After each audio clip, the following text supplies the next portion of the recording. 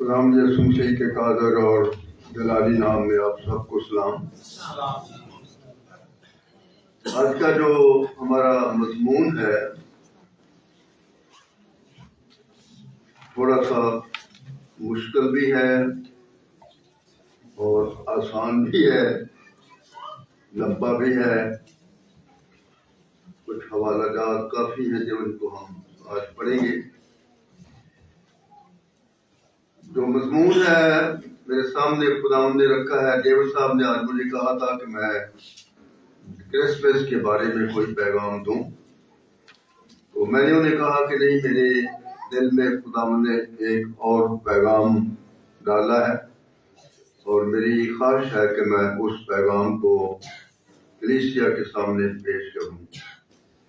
تو آج کے مضمون کا جو عنوان ہے وہ ہے ہمارا سب کچھ خداوند کا ہے۔ میرے پیچھے بولے، ہمارا سب کچھ خداوند کا ہے۔ پھر میرے پیچھے ایک اور بات پتہ نہیں بولے میرا میرا میرا میرا، پھر اس کے بعد بولے میری میری میری میری۔ یہ ایک جو میں نے الفاظ آپ کو دہرانے کے لیے کہے ہیں، یہ ایک ایسی بیماری ہے، ایک ایسا گناہ ہے جس نے ہر انسان کو اپنی جکڑ میں لیا ہوا ہے۔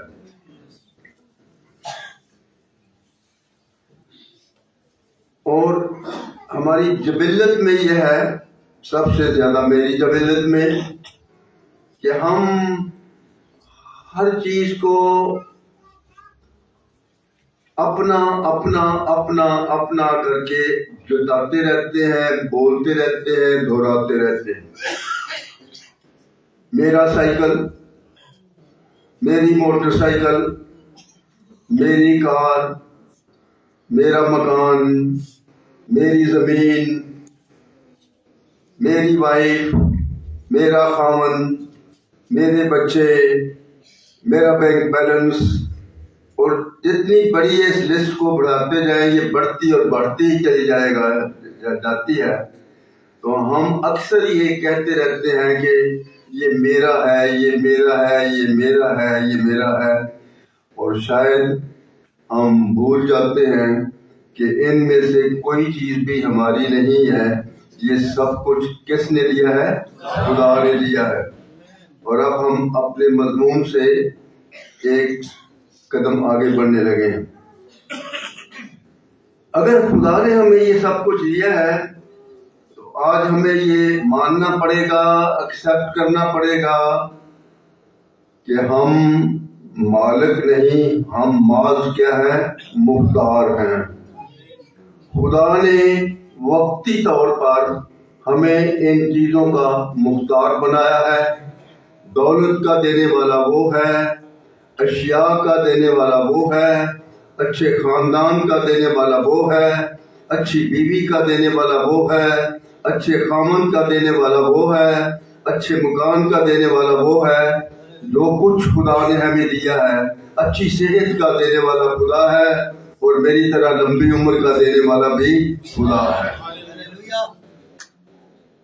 خدا کا شکر ہے کہ میں 89 مکمل کر چکا ہوں، 90 میں انٹر ہوں، اور اس بدن میں بہت سی کمزوریاں ہیں، لیکن دو چیزوں میں میں کمزور نہیں ہوں۔ میرے 32 کے 32 دانت ابھی تک قائم اور دائم، اور میں آپ کے سامنے اینک کے بغیر بھی پڑھ رہا ہوں۔ تو یہ سب کچھ کس کی دین ہے؟ یہ خداوند کی دین ہے۔ تو آج ہم اس بات پر زور دیں گے کہ ہم محض مختار ہیں، اور ہر چیز جو خدا نے ہمیں دی ہے وہ خدا کی طرف سے بطور مختار ہوتے ہوئے وقتی طور پر اس چیز کی دیکھ بھال کرنے کے لیے، اس کو استعمال کرنے کے لیے خدا نے ہمیں عطا فرمایا ہے، تاکہ ہم ان سب چیزوں سے خدا کے نام کو جلال دے سکیں۔ آج جو حوالہ ہمارے سامنے ہے وہ ہے پہلی تواریخ اس کا 28 باب اور اس کی 2 آیت سے 4 آیت تک۔ اور میں درخواست کروں گا کہ نادر صاحب اگر اس میں پہلے بھی میری مدد کرتے، اپنے آج بھی مدد کریں۔ لاؤڈ اسپیکر ہیں، حوالے بہت سے آج ہم پڑھیں گے۔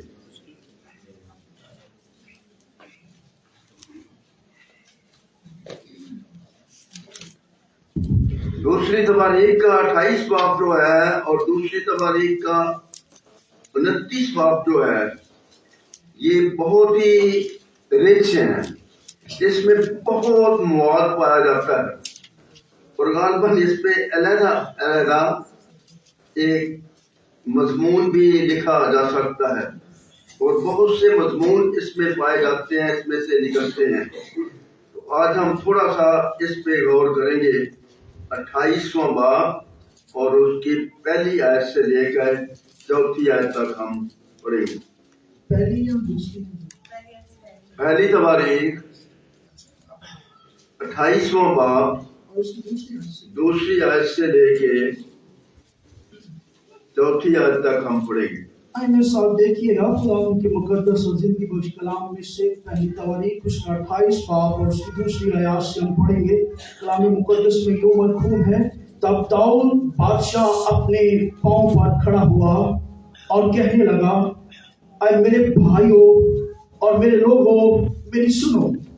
میرے دل میں تو تھا کہ خداوند کے عہد کے صندوق کے لیے آرام گاہ اور اپنے خدا کے لیے پاؤں کی چوکی بناؤں، اور میں نے اس کے بنانے کی تیاری بھی کی، پر خدا نے مجھ سے کہا کہ تو میرے نام کے لیے گھر نہیں بنا پائے گا، کیونکہ تو جنگی مرد ہے اور تو نے خون بہایا ہے۔ خدا کے کلام اگر اس کی پہلی آیات جو ہیں ان کو ہم دیکھیں تو یہاں پر داؤد نے اپنی سلطنت کے سارے سرداروں کو، سارے لیڈرز کو اس نے اکٹھا کیا اور ان کو ایک پیغام دینے لگا ہے، جو شاید پیغام بہت ان کو عجیب لگے، ان کے لیے یہ کہ بڑا عجوبہ ہو کہ یہ کیا کہہ رہا ہے۔ میں ان کو پڑھ دیتا ہوں۔ داؤد نے اسرائیل کے سب امراء کو جو قبیلوں کے سردار تھے اور ان فریقوں کے سرداروں کو جو باری باری بادشاہ کی خدمت کرتے تھے، اور ہزاروں کے سرداروں اور سینکڑوں کے سرداروں اور بادشاہ اور اس کے بیٹوں کے سب مال مویشی کے سرداروں اور خواجہ سراؤں اور بہادروں، بلکہ سب زبردست سورماؤں اور یروشلم میں اکٹھا کیا۔ تو سارے ملک کی جو لیڈرشپ ہے اس کو داؤد نے اکٹھا کیا، کیونکہ وہ ان کو ان کے سامنے ایک خاص بات کا انکشاف کرنا چاہتا تھا، اور یہ بادشاہ کے لیے بھی اور اس کی ساری سلطنت کے لیے بھی اور اس کے سارے امراء کے لیے بھی یہ ایک بڑی عجیب سی بات تھی کہ یہ کیا کچھ ہو گیا ہے۔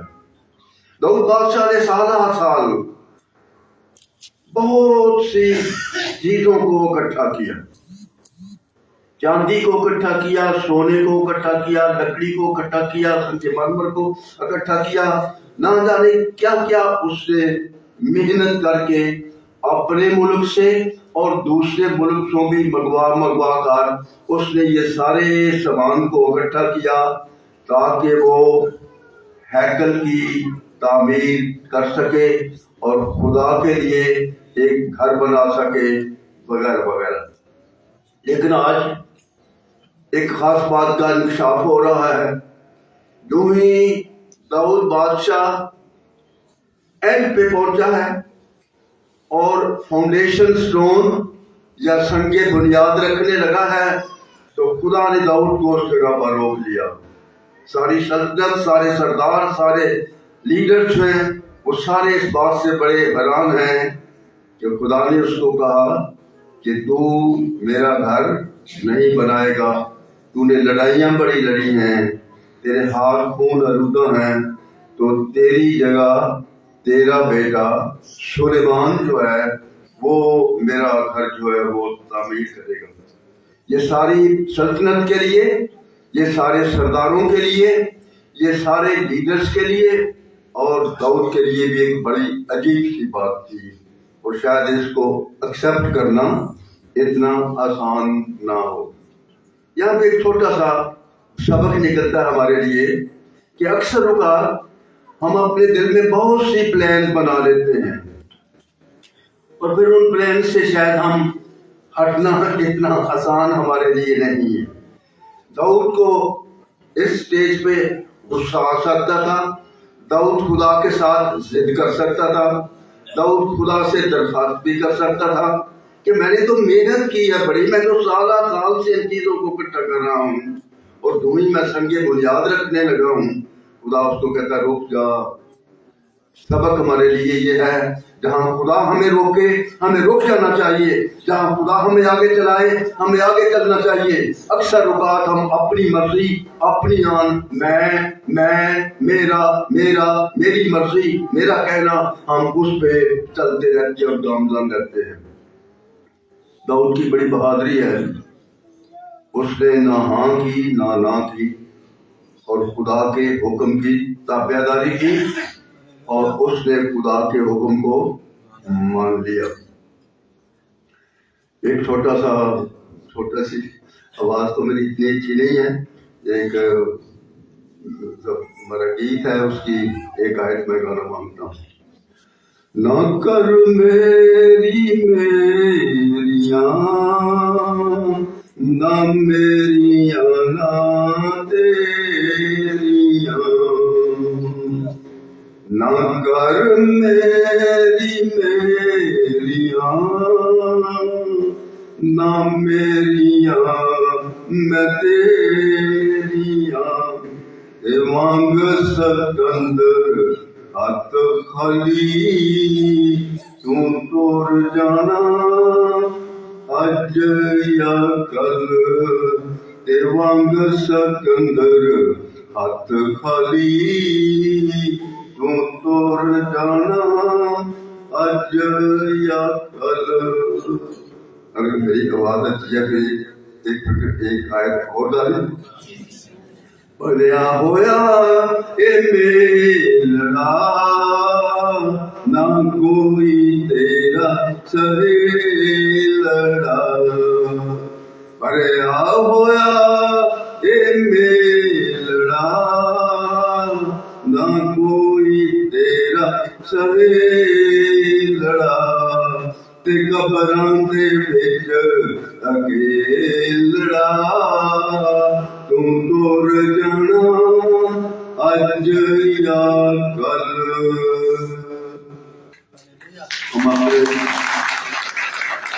واپس اپنے اصلی مضمون پہ آتے ہیں. ہم کسی چیز کے مالک نہیں, ہم صرف ماض کیا ہیں, مختار ہیں, اور ایک اچھے مختار کی طرح ان تمام چیزوں کو جن کو خدا نے ہمیں دیا ہے ان کو خدا چاہتا ہے کہ ہم استعمال کریں. آگے چلتے ہیں ایک اور حوالے پہ. دوسری تواریخ 28 باب اس کی 11 اور 12 آئے. سلیمان بادشاہ جو ہے اپنے بیٹے کو نقشہ سمجھاتا ہے کہ اس طرح سے تو نے سارا کام کرنا ہے. تو ہم دوسری تواریخ پہلی تواریخ 28 باب 11 سے 12 تک دیکھیں.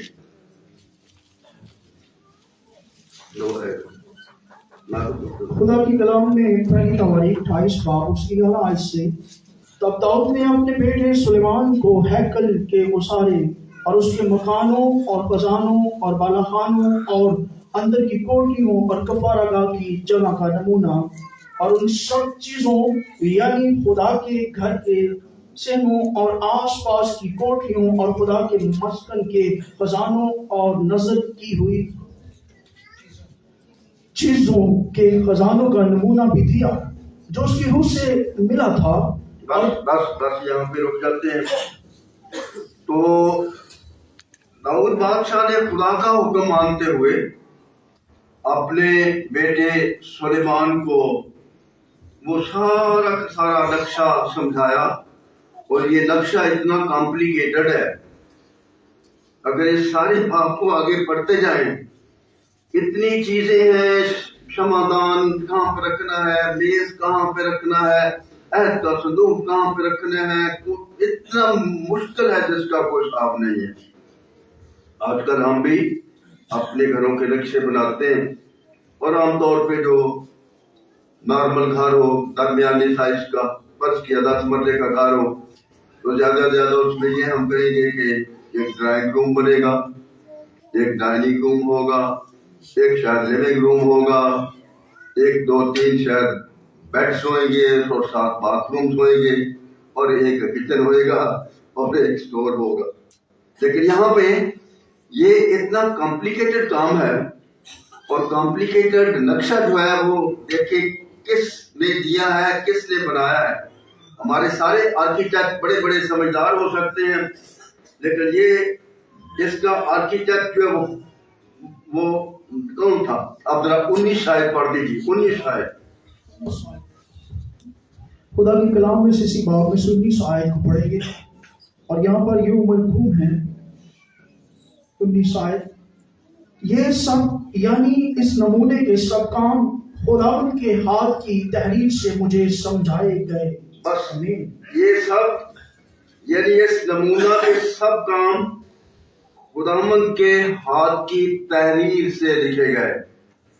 خداوند یہ ساری باتیں داؤد کو لکھ لکھ کر سمجھاتا رہا کہ تو نے یہ کام اس طرح سے کرنا ہے، تو نے یہ کام اس طرح سے کرنا ہے۔ یہ ایک عام مکان نہیں تھا، پر یہ ایک خاص مقام تھا۔ آئے اس خاص مقام کو بھی دیکھیں۔ 29 باب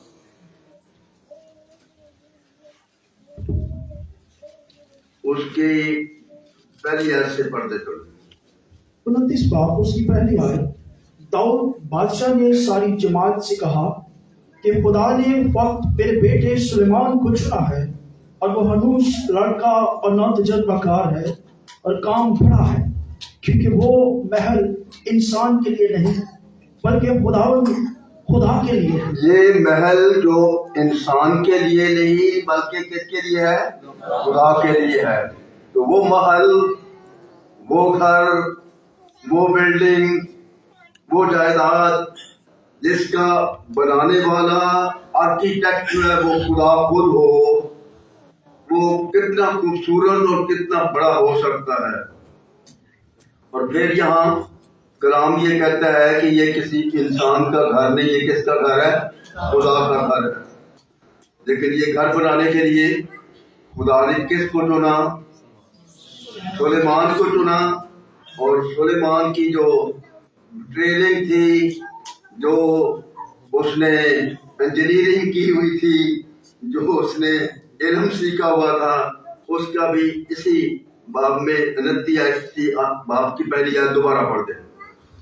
پہلی آیت سے پہلی، اور داؤد بادشاہ نے ساری جماعت سے کہا کہ خدا نے وقت میرے بیٹے سلیمان کو چنا ہے، اور وہ ہنوز لڑکا اور ناتجربہ یہ دیکھیں، وہ ہنوز لڑکا اور ناتجربہ کار ہے، اور کام بڑا ہے، اور کام بڑا ہے، کیونکہ وہ محل انسان کے لیے نہیں بلکہ خدا کے لیے ہے۔ تو یہ کام جو بہت بڑا تھا، یہ کام جو خدا کے لیے ہونا تھا، اس کے لیے چنا کس کو جا رہا ہے؟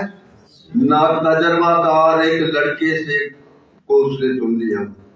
تو یہاں سے بھی ایک سبق میرے اور آپ کے لیے نکلتا ہے کہ خدا کمزوروں کو، نحیفوں کو، ناتجربہ کاروں کو اپنے ہاتھ میں لے لیتا ہے۔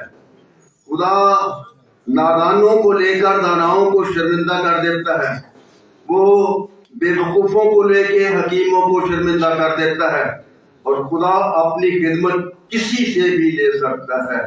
ہم میں سے جتنے یہاں بیٹھے ہیں، ہو سکتا ہے کوئی پڑھا ہو، کوئی ان پڑھ ہو، کوئی غریب ہو، کوئی امیر ہو، کوئی جائیداد کا مالک ہو، کوئی مکان کرائے پہ رہ رہا ہو، لیکن خدا ہم میں سے ہر ایک کو اپنی خدمت کے لیے استعمال کر سکتا ہے۔ داؤد جس نے ساری عمر लड़ाइयां लड़ी, जंगे जीती और बड़े बड़े उसने मनाजर देखे, खुदा ने उसको पीछे कर दिया और खुदा ने सुलेमान को अपने हाथ में ले लिया और वो उससे अपनी खिदमत ले रहा है। मेरे अजीजों, हम किसी हालत में भी क्यों ना हो, खुदा अनपढ़ को भी और पढ़े लिखे को भी, अमीर को भी और गरीब को भी, बुजुर्ग को भी और लड़के को भी, हर एक को अपनी खिदमत के लिए इस्तेमाल कर सकता है। खुदा के सामने कोई काम भी नामुमकिन नहीं है। अब थोड़ा सा इसी मजमून को आगे बढ़ाते हुए देखिए, इसकी आयतें जरा आगे बढ़ दो।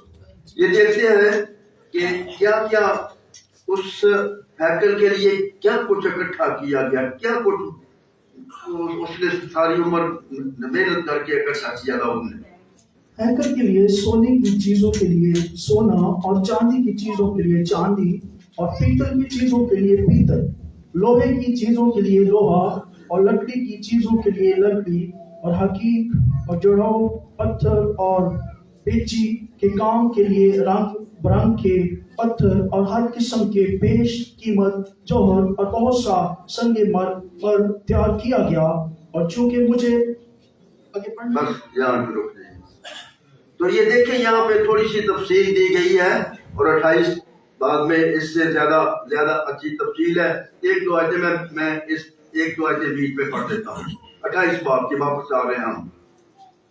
और सोने के समाधानों और उसके चिरागों के वास्ते एक एक समाधान और उसके चिरागों के सोना तोल कर, और चांदी के समाधानों के वास्ते एक एक समाधान उसके चिरागों के लिए हर समाधान के इस्तेमाल के लिए चांदी तोल कर, और नजर की रोटियों की मेजों के वास्ते एक एक मेज के लिए सोना तोल कर, और चांदी के मेजों के लिए चांदी। आगे बहुत सी लंबी लिस्ट लिखी हुई है। तो इस मकान को बनाना इतना आसान नहीं था। ये खुदा की हैकल का नक्शा जो किसी आर्किटेक्ट ने नहीं, पर आर्किटेक्ट के बादशाह उस्तादों के उस्ताद खुदा ने खुद दिया था। उसको बनाना इतना आसान नहीं था, लेकिन खुदा कमजोरों को भी, गरीबों को भी, अनपढ़ों को भी, पढ़े लिखों को भी, उम्र रसीदों को भी और बच्चों को भी अपनी खिदमत के लिए इस्तेमाल कर सकता है। अगर हम अपने आप को खुदा के हाथ में दे देंगे तो खुदा हमें अपनी खिदमत के लिए इस्तेमाल कर सकता है। अब हम इन थोड़ी सी बातों का दिबाचा बांध के अब हम अपने असली मजमून पे आ रहे हैं कि हमारा सब कुछ किसका है? खुदा का। अब आगे बढ़िए। तीसरी आयत, और चूंकि मुझे अपने खुदा के घर की लौ लगी है। ये लौ लफ्ज़ मेरे लिए नया है, मुझे नहीं पता इसका मतलब क्या होगा। क्योंकि मुझे खुदा के घर की लौ लगी है, क्योंकि मुझे खुदा का घर बनाने का इश्क है, क्योंकि मुझे खुदा के घर के बनाने के लिए मेरे दिल में बड़ी ख्वाहिश है, और पता नहीं क्या क्या लफ्ज़ इसके लिए इस्तेमाल हो सकता है। पर ये एक बात हम कह सकते हैं कि उसके दिल में बड़ी जुस्तजू, उसके दिल में बड़ी ख्वाहिश दाऊद के दिल में थी कि वो खुदा के लिए एक घर बनाए। आगे, और मेरे पास सोने और चांदी का मेरा अपना खजाना है। अब देखो, सो मैं सारी दौलत इकट्ठा कर लेने के बाद और सुलेमान के सुपुर्द कर देने के बाद अब एक और चीज, एक बड़ा मौजूदा हो रहा है। एक बड़ा हमारे लिए नमूना हमें मिल रहा है कि दाऊद यहाँ पर क्या कर रहा है। अपनी सारी उम्र की कमाई हुई दौलत, अपने सारी उम्र का कमाया हुआ खजाना, अपने सारी उम्र की इकट्ठी की हुई जायदाद क्या करने लगा है? खुदा को दे देने लगा है। गौर से आगे पढ़िए। सो मैं उसको भी उन सब चीजों के अलावा जो मैंने उस मुकद्दस हैकल के लिए तैयार की है अपने खुदा के घर के लिए देता हूँ, यानी 3000 कतार सोना और ओफीर का सोना और 7000 कतार खालिस चांदी, इमारतों की दीवारों और मंडली के लिए और कारीगरों के हाथ के हर किस्म के काम के लिए, सोने की चीजों के वास्ते सोना और चांदी की चीजों के वास्ते चांदी है। बस कौन तैयार है कि अपनी खुशी से अपने यहाँ पे रुक जाए। तो यहाँ पे हम देखते हैं कि दाऊद ने कई सालों से खुदा की हैकल बनाने के लिए चांदी, सोना, लकड़ी, संगे मरमर, पता नहीं क्या कुछ जो कुछ दरकार था उसको इकट्ठा किया, लेकिन आखिर में आके उसने यहाँ पर ही इत्तेफाक ने किया। अपना सारा का सारा खुदाना भी उसने कहा कि खुदावंद की हैकल के बनाने के लिए दे दो। तो हमारा सब कुछ किसका है? खुदावंद का है। आज हम ये सब सीख रहे हैं, हमारा सब कुछ खुदावंद का है। अगर मैं अच्छी जॉब पे हूँ तो ये खुदावंद का दिया हुआ है। अगर मेरा खानदान पढ़ा लिखा है तो ये खुदावंद का दिया हुआ है। अगर मेरे पास अपना मकान है ये भी खुदावंद का दिया हुआ है। हमारा अपना कुछ भी नहीं है, हम बात क्या हैं? मुख्तार हैं। पर अगर हम मुख्तार हैं तो फिर हमें अच्छे मुख्तार की तरह इसका इस्तेमाल भी लाना चाहिए। दाऊद ने बड़ी अक्लमंदी की, उसने अपना सब कुछ ही दे दिया जो उसने सारी उम्र जमा किया था। क्या हम तैयार हैं? क्या हम तैयार हैं? जब दाऊद ने अपने सारे सरदारों, सारे लीडरों, सारे बहादुरों, सारे सूरमाओं को इकट्ठा करके उनके सामने ये सब कुछ रखा, तो अब वो उनके सामने एक सवाल कर रहा है। 5वीं आयत का आखिरी हिस्सा पढ़िए। बस कौन तैयार है? ये चैलेंज है। बस कौन तैयार है? बस कौन तैयार है कि अपनी खुशी से अपने आप को आज खुदावंद के लिए मखसूस करे, ताकि अबाई खानदानों के सरदारों और इसराइल के कबीलों के सरदारों और हजारों और सैकड़ों के सरदारों और शाही काम के नासकों ने अपनी खुशी से तैयार होकर खुदावंद के घर के काम के लिए सोना 5,000 कतार और 10,000 धर्म और चांदी 10,000 कतार और पीतल 18,000 कतार और लोहा 1,00,000 कतार, और जिनके पास जोहर थे उन्होंने उनको जरी सोनी जजीर के हाथ में खुदावंद के घर के खजाना के लिए दे डाला। तब लोग शादमान हुए। देखिए, लोग शादमान हुए इसलिए कि उन्होंने अपनी खुशी से दिया, क्योंकि उन्होंने पूरे दिल से रजामंदी से खुदावंद के लिए दिया था। तो यहाँ पे देखें, सबक हमारे लिए है कि जैसा लीडर होगा वैसा ही उसके फॉलोवर्स भी होंगे। दाऊद ने अपने सारे सरदारों, बहादुरों, सूरमाओं सबके सामने एक चैलेंज रखा और उनको बताया कि मैंने तो ये कर दिया है। लेकिन बात यहाँ रुकती नहीं। उन सरदारों ने भी, उन लीडर्स ने भी, उन रहनुमाओं ने भी, उन्होंने भी वैसा ही किया जैसा कि दाऊद ने किया था। जैसा पादरी साहब होएगा वैसे ही उसकी एल्डर साहबान भी होंगे, जैसा चेयरमैन होगा वैसे ही उसके एग्जीक्यूटिव के मेंबर भी होंगे, जैसा बाप होगा वैसे ही उसके बच्चे भी होंगे, जैसा लीडर होगा वैसे ही उसके फॉलोअर्स भी होंगे। उन तमाम रहनुमाओं ने दाऊद का नमूना पकड़ा और उस नमूने के मुताबिक जो कुछ दाऊद ने किया था वो उन्होंने भी किया। अपना सारा सोना चांदी सब कुछ खुदावंद के पास ले आए। तो हमें बड़ा मुताद होने की जरूरत है। हम जो उस्ताद हैं, हम जो कलाम सुनाने वाले हैं, हम जो सिखाने वाले हैं, हमें बहुत डर और खौफ के साथ अपनी जिंदगी जो है उसको लोगों के सामने पेश करनी। कलाम कहता है कि तुम में से बहुत से उस्ताद ना बने, क्योंकि जो उस्ताद होंगे उनसे ज्यादा हिसाब लिया जाएगा।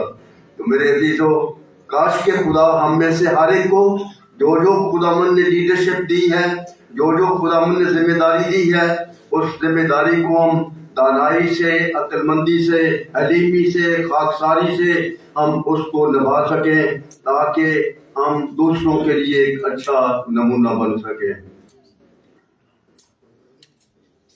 अब हम थोड़ा सा इस मजमून पे फिर वापस आते हैं। मैंने इधर उधर की बातें बहुत कर दी हैं, अब हम वापस थोड़ा सा अपने मजमून की तरफ फिर लौटते हैं। آئیں تھوڑا سا کلام اس بارے میں ہمیں کیا روشنی ڈالتا ہے. اب مرکز کی انجیل اس کا پہلا سلاطین 17 باب اس کی 8ویں آیت سے لے کر آگے پڑھے 17 آیت. مرکز کی پہلا سلاطین 17 باب 8 سے 12 تک. پہلا سلاطین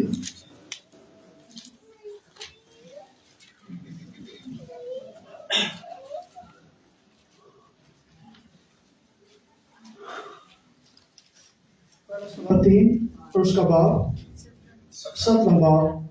خدا کے کلام میں یوں مضمون ہے. ان باتوں کے بعد اس عورت کا بیٹا جو اس گھر کی مالک تھی بیمار پڑا اور اس کی بیوی ایسے سخت ہو گئی.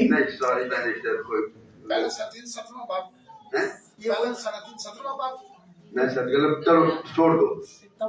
آپ سارے کے سارے اسٹوری سے واقف ہیں کہ جب قحط پڑ گیا تو خدا نے ایلیا کو کہا کہ پہلے تو اس ندی کے پاس سے چلا جا. جب اس کا پانی سوکھ گیا پھر اس نے کہا کہ تو اس بیوہ کے پاس چلا جا اور اس کے پاس رہ، وہ تیری پرورش کرے گی. چلو وہاں سے پڑھ. پہلا سلاطین اور اس کا 17واں باب اس کی 8ویں آیت سے. تب خداوند کا یہ کلام مجھ پر نازل ہوا کہ اٹھ اور صدا کی سفر کیوں جا اور وہیں رہ.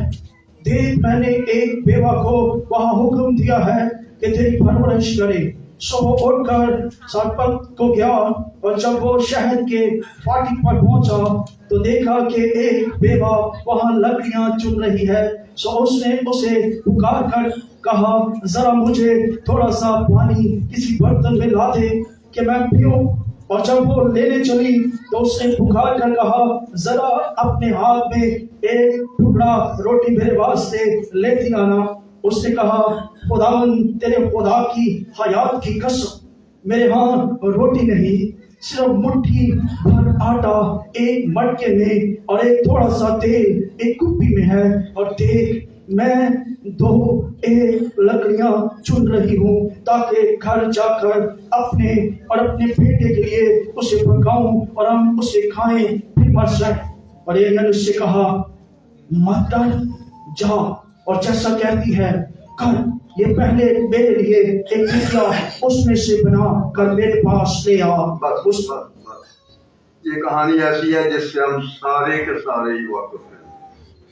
سیدہ کی سارپت کی بیوہ کی کہانی. ایلیا وہاں پہنچتا ہے، ایک بیوہ کو وہ دیکھتا ہے. وہ بیوہ لکڑیاں چن رہی ہے تاکہ ان لکڑیوں کو لے کے گھر جا کے تھوڑی سی آگ جلائے. اور میری طرف دیکھیں، ایک مٹھی آٹا، صرف ایک مٹھی آٹے کی ایک چپاتی بھی نہیں بنتی. ایک مٹھی آٹا اور تھوڑا سا کپی کا تیل ہے جو اس کے پاس بچ گیا ہے. اور اب وہ سوچ کیا رہی ہے، اس کی خیال کیا ہے، اس کی سوچیں کیا ہیں، اس کی فکر کیا ہے. وہ مرنے کے لیے تیار ہو رہی ہے کہ ہم اس کو پکائیں گے اور میں اور میرا بیٹا کھائیں گے اور پھر ہم مر جائیں گے. کیا ایلیا میں تیرے لیے کہاں سے روٹی لاؤں، میرے پاس تو ہے ہی کچھ نہیں. ایلیا نے اسے کہا، پہلے ایلیا نے اس سے پانی مانگا تھا. جب وہ پانی لینے کی ابھی جا ہی گئی ہے تھوڑی سی تو ایلیا نے پھر پیچھے سے آواز اس کو دے دی کہ پھر ایک اور بات بھی سن لے. انہیں کہا کہ روٹی کا ٹکڑا بھی ایک مجھے لا دے. تو پھر آگے سے وہ ساری گفتگو وہ شروع ہوتی ہے. تو یہاں پہ ہم یہ دیکھتے ہیں، اس نے کہا کہ نہیں جو میں کہتا ہوں وہ تو پہلے کر اور پھر بات کی باتیں جو وہ بعد میں دیکھی جائیں گی. تو یہاں پر ہم ایک بہت بڑا معجزہ ہوتا ہوا دیکھ رہے ہیں. لکھا ہے آگے چل کر کہ نہ تو اس کے مٹکے کا آٹا ختم ہوا اور نہ اس کی کپی کا تیل ختم ہوا، کیونکہ اس نے ایلیا کے حکم کو مانا اور جو کچھ ایلیا نے اسے کہا وہ اس کے لیے کوئی ٹکیاں پکا کے لے آئی وغیرہ وغیرہ. میرے عزیزوں ہمارے حالات فرق ہو سکتے ہیں. مہنگائی کا بڑا دور ہے اور بجلی کا بل، پانی کا بل، گیس کا بل، بچوں کی فیس، فلانا اخراجات اتنے زیادہ ہو چکے ہیں کہ اس کا کوئی اندازہ ہی نہیں لگا سکتے. ابھی پچھلے تھوڑا سا میں اس ٹریک سے ہٹ رہا ہوں. پچھلے مہینوں میں ہم نے یوحنا آباد میں 2 پروجیکٹ شروع کیے. ایک تو اسٹیج کے سامنے بڑا پلر تھا جو بولنے والا ہے اس کے لیے سارے سامعین جو ہیں وہ اچھی طرح نہ دیکھ سکتے تھے نہ بول سکتے تھے. ہم نے اس پلر کو توڑا اور پھر ہم نے بیم کھڑے کیے، پلر کھڑے کیے سائڈوں میں، اور پھر ہم نے نیا بیم بنایا اور اب وہ بڑا اچھا حال بن چکا ہے.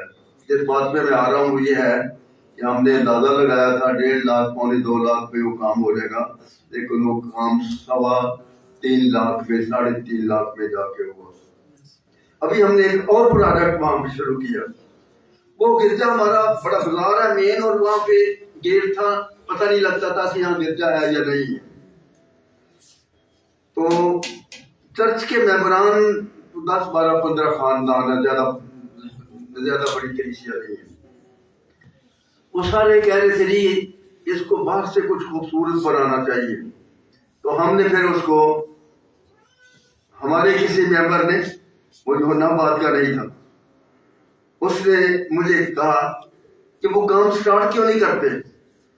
تو وہ نہ صرف صلاح دینے کے، اس نے اپنی جیب بھی کھول دی، نہ صرف جیب کھول دی بلکہ جیب پھاڑ دی. کافی بڑی رقم اس نے کہا میں سٹارٹ کرتا ہوں. اور وہ پروگرام تھا ہمارا کوئی 4 لاکھ کا، 3.5 4 لاکھ کا، لیکن اب وہ ہمارا اس پہ کوئی 6.5 لاکھ روپیہ خرچ ہو چکا ہے. اور اب جو شخص اس بازار میں سے گزرتا ہے وہ اس کو دیکھ کے گزرتا ہے کہ یہ چرچ ہے. تو خدا وہ کام کر سکتا ہے جو کہ شاید ہمارے خیالوں میں بھی نہ ہو.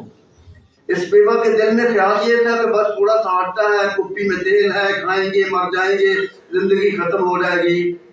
لیکن خداوند اس کو کہہ رہا ہے کہ زندگی ختم نہیں ہوئے گی، اب تیری خوشحالی کی زندگی شروع ہوئے گی.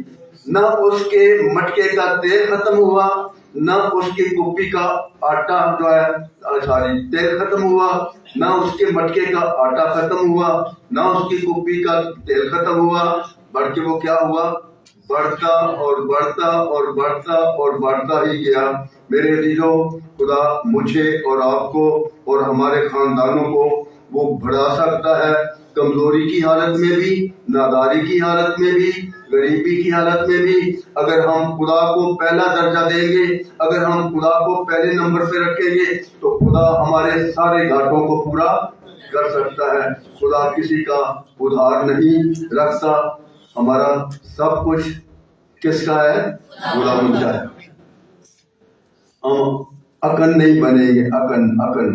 اکن نے بڑی عقل مندی کی تھی. چرچ میں بڑا لیڈر تھا، ایلڈر تھا، اور اس نے کیا کیا، جو زمین بیچی اس میں سے کچھ حصہ چھپا کے گھر پہ رکھ لیا. اور پھر اس سے کیا ہوا، دونوں میاں بیوی کی اس سے موت واقع ہو گئی. کہیں ہمارے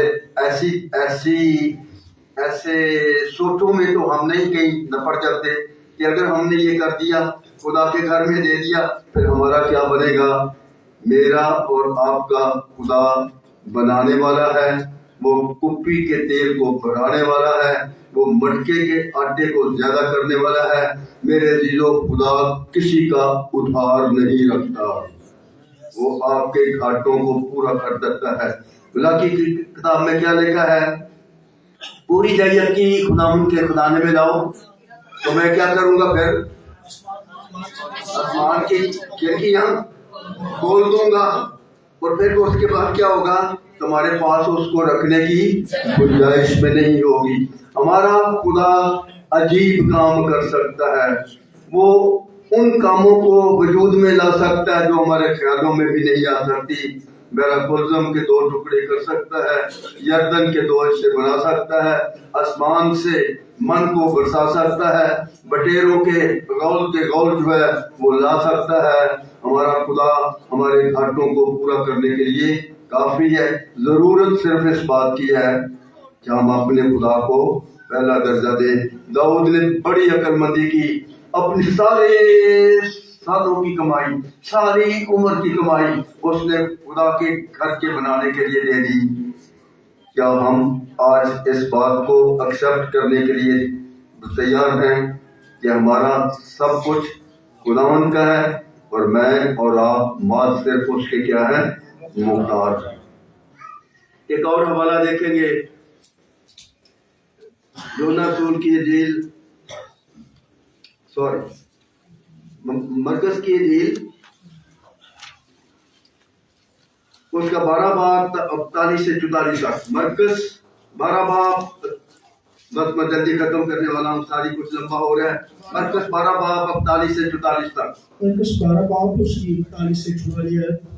کلام مقدس میں یوں مکتوب ہے, پھر وہ ہیکل کے خزانہ کے سامنے بیٹھا دیکھ رہا تھا کہ لوگ ہیکل کے خزانہ میں پیسے کس طرح ڈالتے ہیں, اور بتھیرے دولت مند بہت کچھ ڈال رہے تھے. اتنے میں ایک کنگال بیوہ نے آ کر 2 دمڑیاں یعنی ایک دھیلا ڈالا. اس نے اپنے شاگردوں کو پاس بلا کر ان سے کہا, میں تم سے سچ کہتا ہوں کہ جو ہیکل کے خزانہ میں ڈال رہے ہیں, اس کنگال بیوہ نے ان سب سے زیادہ ڈالا, کیونکہ سب. تو اس عورت کے لیے شاید ہم نے کبھی غور نہیں کیا, یہ صرف بیوہ ہی نہیں تھی, یہ صرف غریب ہی نہیں تھی, پر یہاں ایک لفظ استعمال ہوا ہے کنگال کا. غریب وہ ہے جس کے پاس تھوڑا ہے, زیادہ نہیں ہے, اور کنگال وہ ہے جس کے پاس کچھ بھی نہیں ہے. تو یہ وہ لیڈی ہے جس کے پاس کچھ بھی نہیں ہے. ایک ڈھیلا لکھا ہوا ہے. اب آپ میں سے میرا خیال ہے 80-90% یہاں لوگ وہ ہوں گے جن کو پتہ نہیں ڈھیلا کیا ہوتا ہے. جب ہم چھوٹے چھوٹے تھے تو اس وقت سکے اس طرح کے چلتے تھے. 1 روپے کا سکہ تھا, اور پھر اس کے بعد ایک 8 آنے کا سکہ تھا, اور پھر 8 آنے کے بعد ایک 54 4 آنے کا سکہ تھا, اور 4 آنے کے بعد پھر 1 آنے کا سکہ تھا, اور آنے کے بعد پھر ایک پیسے کا سکہ تھا, اور 1 پیسے میں 4 دھیلے ہوتے تھے. سب سے چھوٹا سکہ وہ. ہم دیکھ سکتے ہیں کہ اس عورت کے پاس نہ پیسہ ہے, نہ آنا ہے, نہ گونی ہے, نہ چونی ہے, پر اس کے پاس کیا ہے, ایک دھیلا جس کی کوئی زیادہ قدر نہیں ہے. غریب تھی, لوگ اپنی اپنی توفیق کے مطابق لے کے ڈال رہے ہیں, لیکن اس نے چھوٹے سے چھوٹا سکہ جو اس زمانے میں ہوتا ہوگا, شاید اس وقت اس کا نام کچھ اور ہو, وہ خداوند کے گھر میں دے دیا. کہنے کا مطلب یہ ہے کہ اس کے پاس کچھ بھی نہیں تھا, اور جو بھی تھوڑا بہت تھا, جو بھی تھا, اس نے سب کچھ کیا کر دیا, خدا کے گھر میں لا کے ڈال دیا. داؤد بادشاہ نے اپنا سب کچھ خداوند کو دے دیا. سیدہ کی سارفت نے جو کچھ اس کے پاس تھا وہ سب کچھ لا کے اس کو دے دیا. اور یہ لیڈی جو ہیکل میں چندہ ڈال رہی ہے, اس کے پاس بھی کچھ نہیں, امیر نہیں, غریب سے غریب تار لیڈی ہے, لیکن اس نے اپنا دل کھولا اور خدا کے گھر میں اس نے وہ ڈال دیا. اور اپنے شاگردوں کو بلا کے خداوند نے کہا کہ دوسروں نے اپنی اپنی توفیق کے مطابق دیا ہے, پر اس نے اس سے بھی کہیں آگے بڑھ کر جو کچھ اس کا تھا سب کچھ اس نے ہیکل میں ڈال دیا. اور مجھے پورا یقین ہے کہ خدا نے اس عورت کے گھر کو اس کے بعد کبھی خالی نہیں ہونے دیا ہوگا. خدا نے برکتوں سے اس کو نوازا ہوگا. ایک اور حوالہ دیکھ لیں, یوحنا 6 باب 4 سے 14 تک. یوحنا 6 باب 5 سے 14 تک. میں سے ہم دیکھیں گے مقدس یوحنا رسول کی انجیل اس کا 6 باب اور اس کی 14 آیت سے کلام مقدس میں یوں مرکوب ہے, پس جو موجزہ اس نے دکھایا وہ لوگ اسے دیکھ کر देख कर कहने लगे, जो नबी दुनिया में आने वाला था। देख मेरा ख्याल है वाला योना की इंजील है, यूहन्ना छठा बाब है। छठा बाब और उसकी 14 अच्छा चलो मैं बोल देता हूँ। आपको मालूम है कि एक जगह बहुत सी भीड़ खुदा उनके पीछे लगी हुई थी, बहुत सी भीड़ खुदा उनके पीछे थी। और खुदा ने कहा कि लोगों को हमें खाने के लिए कुछ देना चाहिए, और आपस में बहस मबासा होने लगा कि हम तो 200 दिनार की रोटियां भी लाएंगे तो फिर भी हम इनको नहीं दे सकते। एक शख्स था जिसके अंदर ईमान था थोड़ा, वो कौन सा था? इंद्रियास। इंद्रियास ने आके कहा कि एक लड़का है, उसके पास 5 रोटियां और 2 मछलियां हैं। खुदा ने कहा चलो लोगों को बैठा दो। और क्या हुआ, उस लड़के से वो रोटियां ली गई। मुझे नहीं पता उस लड़के ने क्या दलेरी दिखाई, किस चीज ने उसको कन्विंस किया। उसकी माँ ने, जिसने बड़े चाव से अपने बेटे के लिए सुबह रोटी चुपड़ी होगी, पराठा बनाया होगा और मछली उसने तली होगी और उसको दी होगी कि आज तो ये जब उधर जाए तो खा लेना। वो बच्चा भी अकल की तरह कह सकता था कि 3 रोटियां आप ले दो, 2 मेरे लिए रहने दो, लेकिन उसने ऐसा नहीं किया। उसने जैसा उनसे मांगा गया सब कुछ दे दिया। और फिर क्या हुआ, सब ने शेर होके खा लिया, पेट भर के खा लिया, और बाद में 12 टोकरे उन्होंने बच के इकट्ठे भी किए। मेरे अजीजों, खुदा हमारे थोड़े को बढ़ा सकता है, खुदा हमारी गरीबी में हमारी मदद कर सकता है, खुदा हमारी नाचीजगी में, हमारी गुर्बत में, हमारे मुश्किल हालात में, हमारी तकलीफों में, हमारी मुश्किलात में हमारी मदद कर सकता है। लेकिन उससे पहले हमारे अंदर ये ईमान पैदा होना चाहिए कि हम मालिक नहीं, हम क्या हैं? मुख्तार हैं, और हमारा सब कुछ किसका है? खुदा का। एक हवाला और देखेंगे, मैंने बहुत लंबा कर दिया। एक हवाला और हम देखेंगे, पैदाइश की किताब उसका 22वां बाब, उसकी पहली और तीसरी आयत है। पैदाइश की किताब 22 बाब पहली से तीसरी आयत। पैदाइश की किताब उसका 22 बाब और उसकी पहली आयत से, इन बातों के बाद क्यों हुआ कि खुदा ने अब्राहम को आजमाया और उससे कहा, ऐ अब्राहम। उसने कहा, मैं हाजिर हूँ। तब उसने कहा कि तू अपने बेटे इसहाक को, जो तेरा इकलौता है और जिसे तू प्यार करता है, साथ लेकर मोरा के मुल्क में जा और वहां उसे पहाड़ों में से एक पर, जो मैं तुझे बताऊंगा, सौंपनी कुर्बानी के लिए चढ़ा। बस ये सारी कहानी से भी हम अच्छी तरह से वाकिफ है। इब्राहिम साल इस बात का इंतजार करता रहा कि खुदा उसको औलाद दे। और एक वक्त ऐसा भी आया कि वो इतने डिप्रेशन में चला गया, वो इतना उदास हो गया कि वो खुदा के साथ झगड़ा करने लग गया और खुदा के साथ बस मबासा शुरू हो गया। और उसने कहा कि खुदावंद तो मुझे क्या देगा? देख, मेरा तो जो घर का मुख्तार है अलीअज़र, वो इसके बाद मेरी सारी चीजों का मालिक हो जाएगा, बन जाएगा, मेरे तो औलाद भी नहीं है वगैरह वगैरह। तो बड़े साल इंतजार करने के बाद खुदा ने इब्राहिम को एक बेटा बख्शा, और उस बेटे को उसने बड़े लाडों से, बड़े चावों से, बड़ी मेहनत से, बड़े प्यार से पाला और बड़ा किया। तो होता क्या है, एक बड़े तूफान की तरह उसके ऊपर आ गिरती है मुसीबत। खुदा उसको कहता है कि इस बेटे को मेरे लिए क्या कर दे? कुर्बान कर दे। तो इब्राहिम ने ना बहस की ना मबासा किया।